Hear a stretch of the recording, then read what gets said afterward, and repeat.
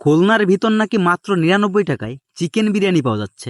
এজন্য আজকে কৌতূহলবশত চলে গেছিলাম সেখানে। আর গিয়েই দেখি ভাইরে ভাই, এত পরিমাণের ভিড়। হ্যালো গাইজ, আশা করি সবাই ভালো আছেন। তো আজকে আমি চলে যাচ্ছি মাত্র ৯৯ টাকায় চিকেন বিরিয়ানি খাওয়ার জন্য। আর আসলেই কি এই বিরিয়ানি খাওয়া যায়, আর এর স্বাদ কেমন, সবকিছু শেয়ার করব আজকের এই ভিডিওতে। চলুন তাহলে আর বেশি কথা না বলে আজকের ভিডিওটা শুরু করা যাক। এখন আমি আছি খুলনার এই মুহূর্তে সব থেকে হাইপ ক্রিয়েট করা ভাইরাল বিরিয়ানি সেই স্বাদে। এদিক ওদিক না তাকিয়ে সরাসরি কিন্তু আমরা ভিতরে ঢুকে পড়লাম। তবে ভিতরে কিন্তু প্রচন্ড পরিমাণ ভিড় দেখতে পাচ্ছিলাম, এবং এই রেস্টুরেন্টটা কিন্তু একটু ছোট ছিল। এই ছোট থাকার কারণে লোকজনের কিন্তু বসতে একটু অসুবিধা হচ্ছিল, কারণ কি আমি গিয়ে দেখলাম কোনো চেয়ার এবং টেবিল কিন্তু খালি ছিল না। তবে একটা বিষয় আমি খুব ভালোভাবে লক্ষ্য করছিলাম, সেটা হচ্ছে ভিতরের যে ডেকোরেশন এবং লাইটিং কন্ডিশন ছিল সেটা মোটামুটি ভালো ছিল, এবং ভিতরের পরিবেশটা শীততাপ নিয়ন্ত্রিত হয়। ভিতরের পরিবেশটা কিন্তু খুবই ভালো ছিল। লোকজন একটু বেশি হলেও গরমের কোনো অনুভূতি পাচ্ছিলাম না। আমরা খাবার খেতে বসা সিরিয়াল না পেয়ে আমরা একটু বাইরে দিয়ে ঘোরাফেরা করছিলাম এবং আপনাদের জন্য কয়েকটা ভিডিও শ্যুট করছিলাম। এই রেস্টুরেন্টের যে মালিক আছেন সালমান শিকদার ভাই, তার সাথে কথা বলে জানতে পারলাম এই রেস্টুরেন্ট থেকে তার প্রত্যেক দিন প্রায় 10 থেকে 12টি বিরিয়ানির হাঁড়ি বিক্রি হয়। আরও একটা জিনিস কিন্তু আমার অনেক বেশি ভালো লাগছে, সেটা হচ্ছে এখানে কিন্তু খুবই সেফটি মেনটেন করে খাবার পরিবেশন করা হয়। এবং আপনাদের আরও একটা তথ্য জানাই, এই রেস্টুরেন্টের কিন্তু আরও একটি শাখা আছে।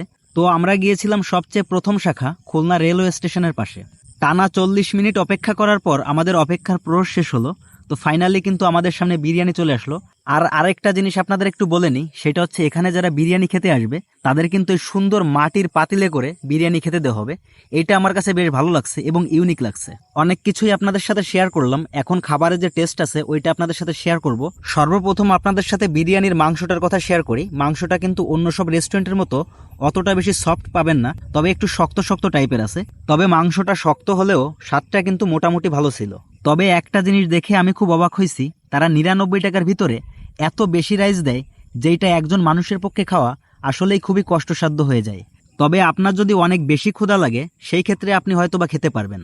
একটা বিষয়ে আপনাদের কাছে আমি আন্তরিকভাবে দুঃখিত, সেটা হচ্ছে আমার ক্যামেরাটা আমি সঠিক জায়গায় বসাতে পারিনি, কারণ টেবিলের স্পেসটা অনেকটাই কম ছিল এবং আশেপাশে অনেক বেশি ভিড় থাকার কারণে আমার কোনো রকমভাবে ক্যামেরাটা মাউন্ট করতে হয়েছে।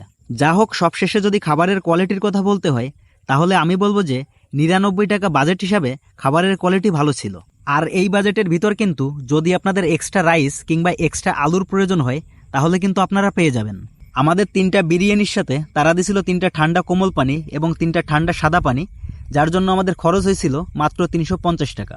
আর আজকের ভিডিওটা এখানেই শেষ করলাম। ভিডিওটি কেমন লাগলো অবশ্যই একটু কমেন্ট করে জানাবেন, এবং যারা ফেসবুক পেজ থেকে দেখছেন যদি ভালো লাগে তাহলে পেজটা একটু ফলো করতে পারেন, এবং যারা ইউটিউব চ্যানেল থেকে দেখছেন যদি আপনাদের ভালো লাগে তাহলে চ্যানেলটি সাবস্ক্রাইব করতে পারেন। সবাই ভালো থাকবেন এবং সুস্থ থাকবেন। দেখা হচ্ছে পরবর্তী ভিডিওতে।